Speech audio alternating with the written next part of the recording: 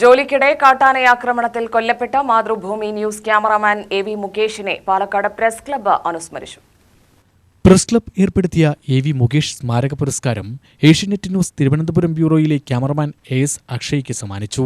കേരള പത്രപ്രവർത്തക union general secretary Suresh Edappal മൊമന്റോയും cash പ്രൈസും സമ്മാനിച്ചു. സംസ്ഥാന ട്രഷറർ മധുസൂദനൻ കർത്ത പ്രശസ്തി പത്രം കൈമാറി.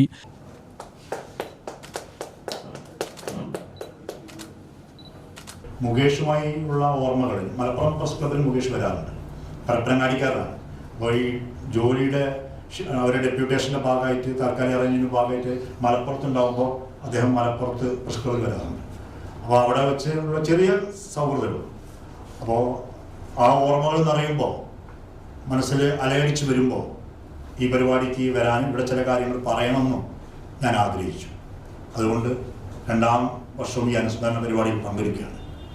ഇവിടെ ഉണ്ടായിരുന്നു എന്നതിന് പല പല വർണ്ണ തൂവലുകൾ പൊഴിച്ചിട്ട് കടന്നുപോയ ഒരു യുവ ജേർണലിസ്റ്റാണ് മുകേഷ്.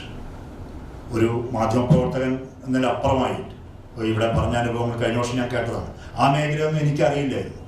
നമ്മുടെ ആളുകൾ പറയുമ്പോൾ, മുകേഷ് സുഹൃത്തുക്കൾ പറയുമ്പോഴാണ് അങ്ങനത്തെ ഒരു ലോകം കൂടി, സഹായത്തിൻ്റെ, സഹാനുഭൂതിയുടെ, കാരുണ്യത്തിൻ്റെ ഒരു ആൾരൂപമായിരുന്നു മുകേഷ് എന്നുള്ള കാര്യം കൂടി അറിയുന്നു. അതുപോലെ പുസ്തകം എഴുതി, നല്ല നല്ല വീഡിയോസ് ചെയ്തു.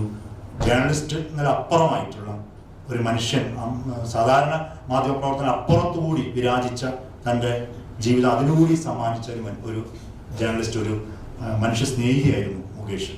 Press club president Noble Jose അധ്യക്ഷനായി. വി. ഹരിഗോവിന്ദൻ അനുസ്മരണ പ്രഭാഷണം നടത്തി.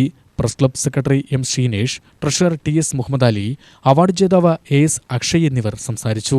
മുകേഷിന്റെ അമ്മ ദേവി, സഹോദരി ഹരിത എന്നിവർ പങ്കെടുത്തു. യു.ടി.വി ന്യൂസ്, പാലക്കാട്.